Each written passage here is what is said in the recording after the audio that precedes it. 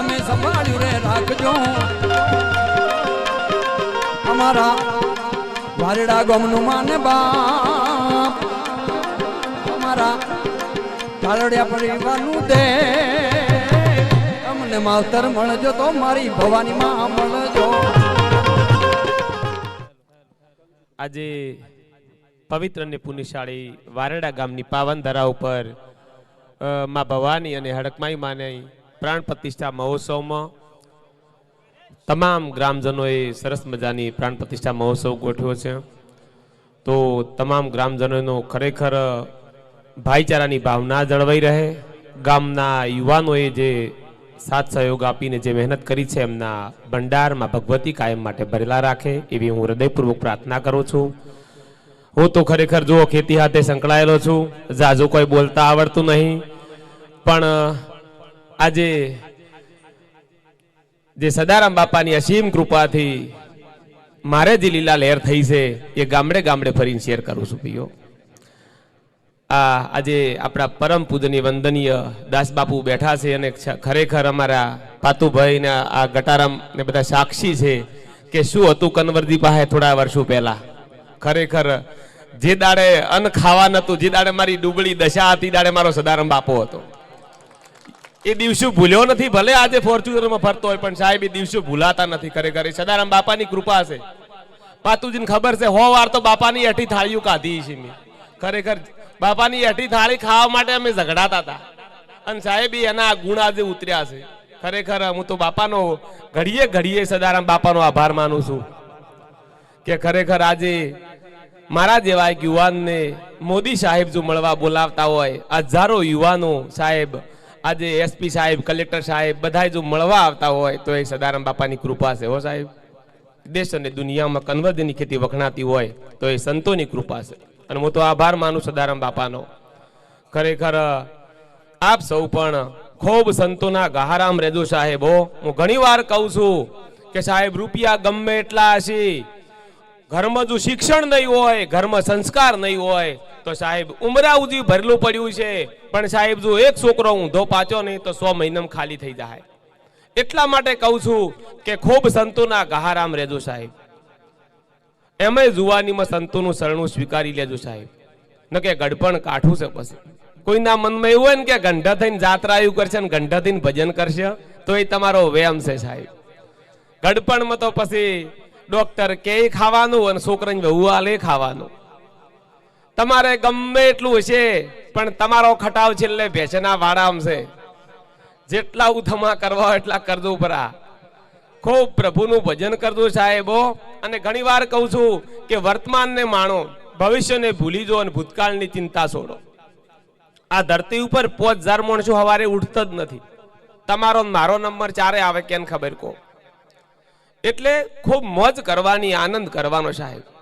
આજે ઘણા ભાઈઓ વળી પ્રભારી બળતરા હું કઈ જતા હોય, પાડોશી ગાડી લાવે તો આપણે ચિંતા કરવાની અને આપણને બધાને મજા ચાર આવે. ખબર બાજુ વાળા ઘેર હપ્તા વાળો આવે ને તારે મારે મજા ને મારે બટાકા હારા દેખડે બાજુ વાળાને ખરાબ થાય. સાહેબ આવી ભાવના ના રાખ. હું તો ઘણી વાર કહું છું કે તમને પાડોશી મને પત્ની ભગવાન ના દેખો ને તો જે ગોતતાય ના.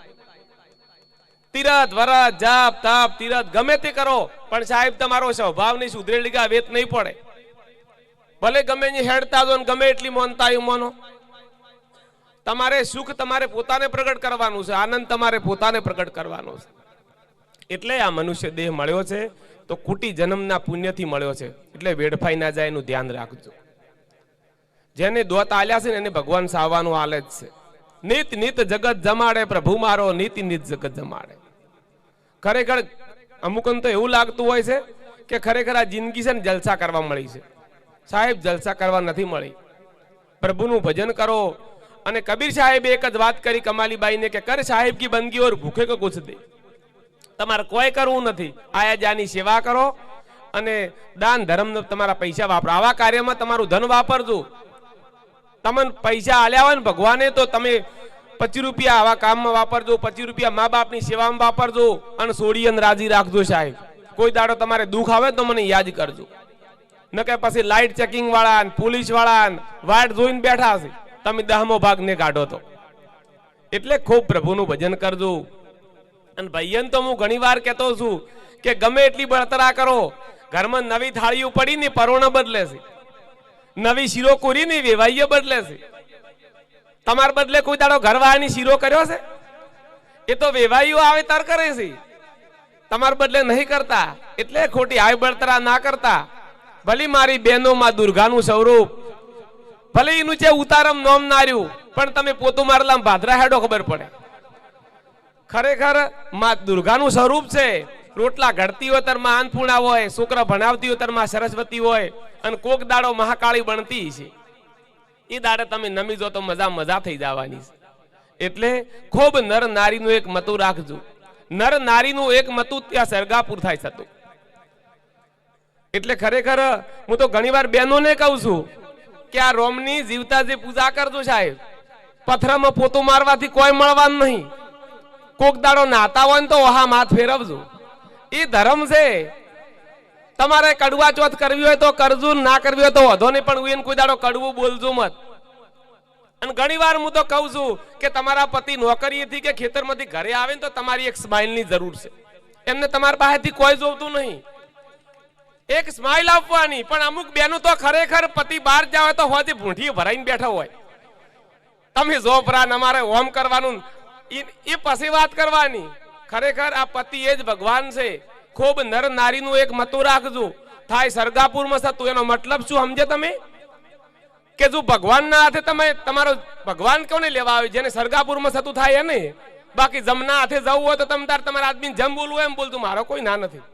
પણ જો ભગવાન ના હાથે સ્વર્ગમાં જવું હોય તો ખૂબ નર નારીનું એક મતું રાખજો. આ ગંઢીએની ખૂબ સેવા કરજો. આ પાઘડીયું દાડે દાડે ઘડતી જ હોય છે. જે ઘરમાં વડીલોની સલાહ લેવરાય છે ને ઘરમાં વકીલની નથી લેવી પડતી.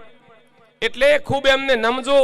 નમે એ હવ ને ગમે. સંતો એવું કહેતા હતા, પણ આ તો કી ઝુકેગા નહીં સાલા.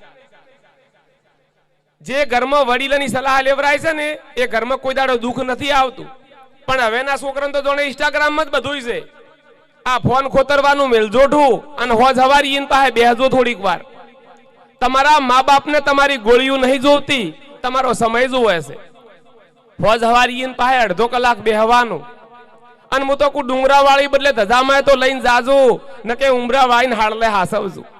એને પૂછજો કે માં તમારી તબિયત કેવી છે, માં તમારે શેનું શાક ખાવું છે આજ. તમારા મા બાપને ખાલી તમારો પ્રેમ જોઈએ છે. અને ચોક જોન તો એને નમવું હોય તો નમજો, ન કે એને પૂછીને જાજો. મા બાપે મોટા મોટા ઓરતા જોયા છે. પથ્થર હતા એટલા દેવ કર્યા તાર તમારું મુખડું જોયું છે. અને તમે લગ્ન કર્યા પછી કહો છો my life is my wife. જોને ના ઉપરથી ટપચા હોય. ખૂબ મા બાપને પ્રેમ કરજો. મા બાપ હું તો કહું મા બાપને એક વાત યાદ રાખવાની, ગમે તે જોતો કે મારો બાપ કોણ છે. ખૂબ મા બાપની સેવા કરજો. હું તો ઘણી વાર કહું છું કે મારો સમાજ શિક્ષણ યુક્ત બને, મારો સમાજ વ્યસન મુક્ત બને. યુવાનો ખરેખર ખૂબ ભણજો, ખૂબ સારું શિક્ષણ મેળવજો. 25 રૂપિયા હશે ને તો કોક ઓળખશે. કોઈના રવાડે ના સડતા. કોઈના મનમાં એવું હોય ને કે આ નેતાઓ આવશે ને સારું થાય, ના નેતા આવવાથી સારું થાય. કોઈ કોઈનું કરવાનું નથી. બધા પોતપોતા માટે દોડે છે. તમારા ચારા તમારે પોતાને વાળવાના છે. તમારા ફુવારાના કોક તમારે પોતાને મળવા પડશે. અને કોઈને મારવાથી આપણે સ્વર્ગ નહીં બાળવાના. સ્વર્ગ બાળવું હોય ને તો આપણે પોતાને મરવું પડે. એટલે ખૂબ 25 રૂપિયા કમાજુ. આ જુવાની મળી છે તો ને વેડપતા ના, એનું નામ જવાની છે. હું તો ઘણી વાર કહું છું કે સોનાનો સૂરજ ઉગાડો હોય ને તો સવારમાં 100 વાગ્યા પહેલા ઉઠી જાજો તો સોનાનો સૂરજ ઉગશે. ખૂબ મજૂરી કરજો. અંગ્રેજીમાં કહ્યું છે કે don't believe in luck, believe in hard work. સાહેબ તમારે 18 કલાક મજૂરી કરવી પડશે. ખૂબ મજૂરી કરી છે મેં, એનું આ પરિણામ છે.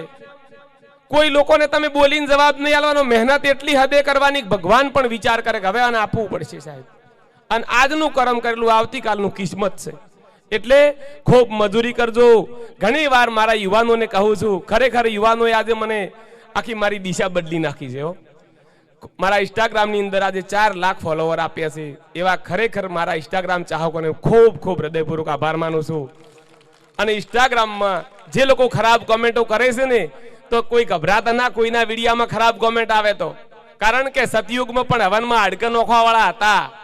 એ ઇન્સ્ટાગ્રામમાં ખરાબ કોમેન્ટો કરે ને બીજા કોઈ નહીં, દાનવોનો ચેડવા છે સાહેબ. એટલે કોઈને ગભરાવાનું નહીં, કોઈના વિડીયામાં ખરાબ કોમેન્ટ આવે તો તમે તાર તમારું કામ કરે જોર રાખવાનું. એક દાડો સૂરજ ઉગવાનો એ વાતમાં કોઈ ફેર નથી. જો વાતો કરતા રહી જાય ને આપણે ફોર્ચ્યુનર આવી રહી એ તો કહેવાના બધાએ, અને હજુ તો ઘણું બધું કરવાનું છે. આ તો ટેલર છે, પિક્ચર બાકી છે. એટલે જો તમારી પીઠબળમાં હશો તો સાહેબ હજારો કન્વર્જી બનાવવાના છે, ગોમડે ગોમડે કન્વર્જી પેદા કરવાના છે. એ વાતમાં કોઈ મેક નથી, કારણ કે આપણા ઉપર સદારામ બાપાના આશીર્વાદ છે. યુવાનો ભેળ ખાજો, પકોડી ખાજો, બર્ગર ખાજો, ખાલી હરોમનું ના ખાતા.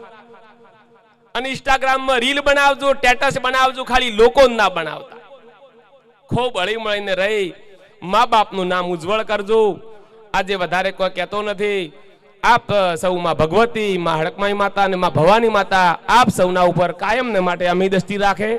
આ ગામની ખૂબ પ્રગતિ થાય એવી માં ભગવતીના ચરણમાં પ્રાર્થના. જય સદારામ બાપા, જય માં ભગવતી.